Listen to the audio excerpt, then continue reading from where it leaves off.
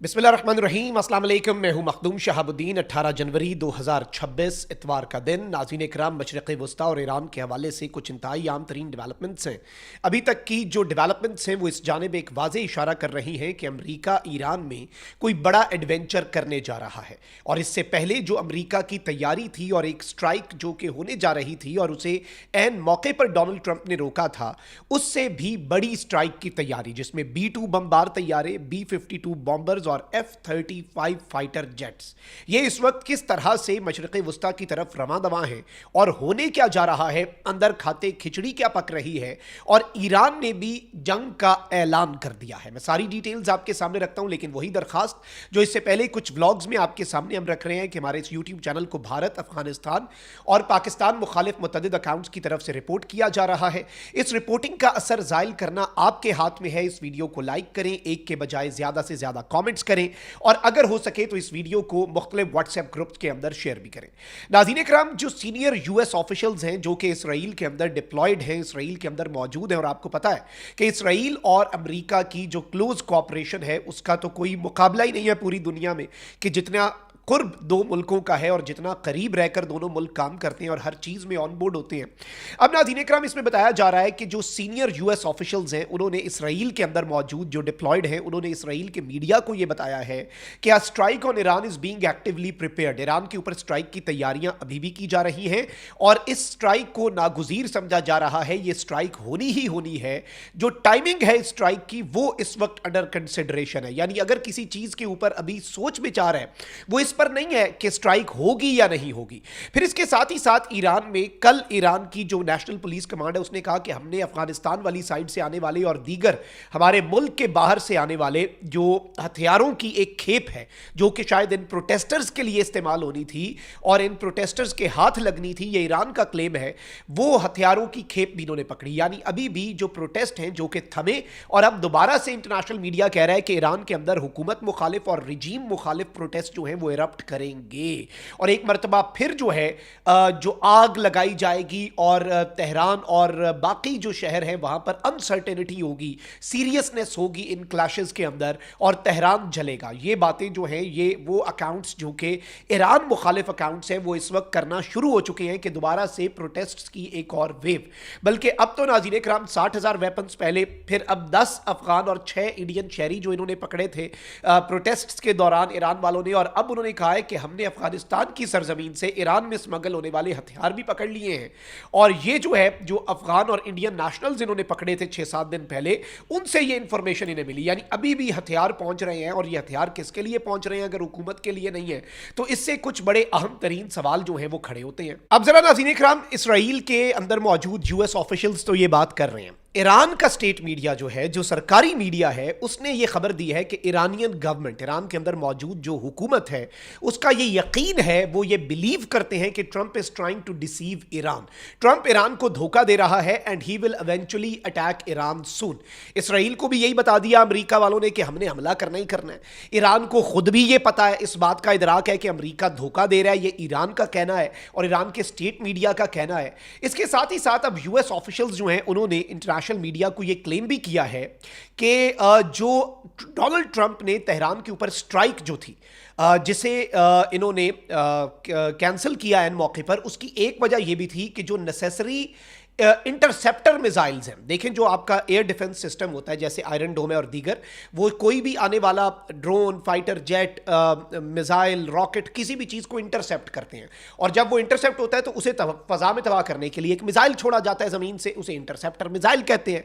तो अब ये बताया जा रहा है कि अगर large scale Iranian counter attack होता है, जो कि होना था डायरेक्ट इसराइल पर और अमरीकी बेसिस पर, इसराइल के पास उस वक्त कंप्लीट रेडीनेस नहीं थी जब ये पिछले दिनों अमरीका के सदर ट्रंप जो हैं उन्होंने अटैक करना था।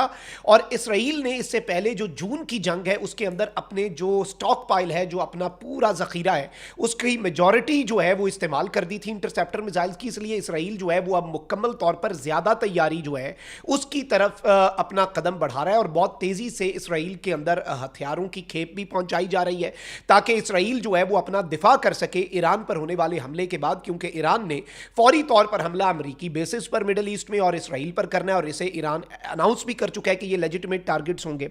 अब नाज़रीन इकराम, ईरान की तरफ खतरे की घंटियां जो हैं वो दोबारा से बजना शुरू हुई हैं। कल तेहरान में 3 धमाके हुए और ये इंटरनल सैबोटाज था, यानी ये अंदर ही कुछ ऐसी कार्रवाई हुई, बाहर से कोई चीज़ नहीं आई ईरान के अंदर, ये कंफर्म है। लेकिन अंदर से जो मामला है वो इस वक्त ये हुआ है और 3 जो ये धमाके हैं ये भी हुए हैं। अब इस सब के अंदर मैं आपको ये बताऊं कि अमेरिकी फ़ज़ाइया के C-17A4 4 जो C-17A ग्लोब मास्टर तैयारे हैं, ये अमेरिका के अहम तरीन फौजी अड्डे डेगो गार्शिया पहुंचने के लिए रवाना हुए हैं। ये अड्डा जो है नाज़रीन कराम, इंपॉर्टेंट तरीन चीज़ ये है कि ये जो अड्डा है अमेरिका का, जहां पर अमेरिका के ये तैयारे पहुंच रहे हैं, ये अड्डा B-2 और B-52 जैसे तवील फासले के बमबार तैयारों का मरकजी मरकज है, यानी मेन जो जगह है ना। देखिए B-2 बॉम्बर, B-52 तो फिर भी उड़ता है कहीं से, B-2 बॉम्बर जो है अमेरिका किसी अपने एलाइज के बेस पे भी नहीं उतारता, वो सीधा अमेरिका से परवाज भरता है, क्योंकि उसकी टेक्नोलॉजी का दुनिया को पता ही नहीं वो क्या कमाल चीज है, ठीक है जी। और वो इतनी बड़ी तबाही मचाता है। और ये जो जंग हुई थी जून के अंदर, उसमें ईरान की एटमी तंसीबात पर B-2 बॉम्बर्स ने मैसिव पेनिट्रेटर ऑर्डिनेंस जो बॉम्ब्स हैं वो इन्होंने फेंके। अब इस सब के अंदर मैं आपको ये बता दूं कि ये जो अड्डा अमेरिका का है जहां पर ये तैयारे पहुंच रहे हैं, डिप्लॉयमेंट हो रही है, ये B-2 और B-52 बॉम्बर्स का मरकज है और दिफाई माहिरीन इसे ईरान के खिलाफ मुमकिना अमेरिकी फौजी तैयारियों का एक वाज़े इशारा भी करार दे रहे हैं। फिर इसके साथ ही साथ USAK-KC-46 से पेगासस एरियल रिफ्यूलिंग टैंकर, ये नाज़रीन इकराम एरियल रिफ्यूलिंग टैंकर है जो फजा में रिफ्यूलिंग करता है। ये 3 F-35I फाइटर जेट्स जो हैं उन्हें ये कंपनी कर रहा है। 3 फाइटर जेट्स जो हैं F-35 तैयारे, B-2 B-52 की खबर आ गई। 3 F-35 तैयारे जो हैं वो उड़े हैं जी जो रॉयल एयरफोर्स मिडन हॉल यूके का अमेरिका का बेस है वहां से नेवेटिम एयर बेस इसराइल। और इन 3 फाइटर जेट्स के साथ अमेरिका का रिफ्यूलिंग टैंकर भी है ताकि ये सही सलामत पहुंचे और इनकी अगर फजा में इन्हें तेल की जरूरत पड़े तो इनकी फजा के अंदर ही रिफ्यूलिंग कर दी जाए। और ये जो रिफ्यूलिंग टैंकर है अमेरिका का, ये ओपन सोर्स डाटा अवेलेबल है, फ्लाइट ट्रैकर पे या फ्लाइट रडार पे जा सकते हैं। इसका रजिस्ट्रेशन नंबर है 17-46027 और इसका कॉल साइन है Blue 41। तो एक तरफ इसराइल ये F-35 तैयारे पहुंच रहे हैं, ठीक हो गया जी। अमेरिका के बाकी ग्लोब मास्टर तैयारे उस बेस पर पहुंच रहे हैं जो B-52 और B-2 बॉम्बर्स जो हैं उनका मरकज है। फिर इसके साथ ही साथ जो वॉशिंगटन पोस्ट है, अमेरिका का बड़ा मौकर अखबार है, उसने एक बहुत बड़ा क्लेम किया है। वॉशिंगटन पोस्ट का क्लेम है कि the US central command CENTCOM has ordered to plan for military personal.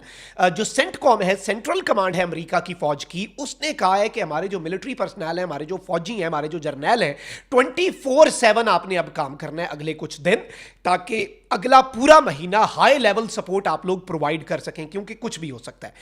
Wall street journal को, वॉशिंगटन पोस्ट को सीनियर पेंटागन जो अमेरिका का महकमा दिफा है उसके एक ऑफिशियल ने बताया कि US प्रेसिडेंट के पास एक और अपॉर्चुनिटी होगी कि वो ऑर्डर करें स्ट्राइक्स ईरान पर इन द नेक्स्ट 2 और 3 वीक्स, अगले 2 से 3 हफ्तों में, when US military resources heading to the region will be in place. जब अमेरिका के जो मिलिट्री के रिसोर्सेज हैं, असासे हैं, वो जो इस वक्त हमने रवाना कर दी, जब हर चीज पहुंच जाएगी। और इस सब के अंदर मैं आपको यह बता दूं कि ये बेसिकली जो टाइम हमने बाय किया है, ये वॉशिंगटन पोस्ट को इन्होंने बताया कि ये इसराइल को मदद फराहम करेगा कि वो अपने सिक्योरिटी कंसर्न्स और अपने दिफा को जरा सेट कर ले, वो अपनी फील्डिंग सेट कर ले, फिर अमेरिका जो है वो हमला करेगा। और इस चीज को एक बहुत बड़ी और एक गेम चेंजर खबर के तौर पर देखा जा रहा है। लेट्स सी नाज़रीन कराम ये मामला कहां पर जाकर रुकता है, लेकिन जंग के बादल जो हैं वो अभी भी मंडला रहे हैं, सूरत हाल अभी भी कशीदा है और मामलात जो हैं वो इस वक्त अच्छे खासे खराब हैं। और इस सारी सूरत हाल में देखना यह है कि ये अब कब होता है, लेकिन ये अब नागुज़ीर और अनअवॉइडेबल होती जा रही है अनफॉर्चुनेटली जंग। कमेंट सेक्शन में राय का इजहार जरूर करें। अपना बहुत ख्याल रखें। अल्लाह निगहबान। पाकिस्तान जिंदाबाद।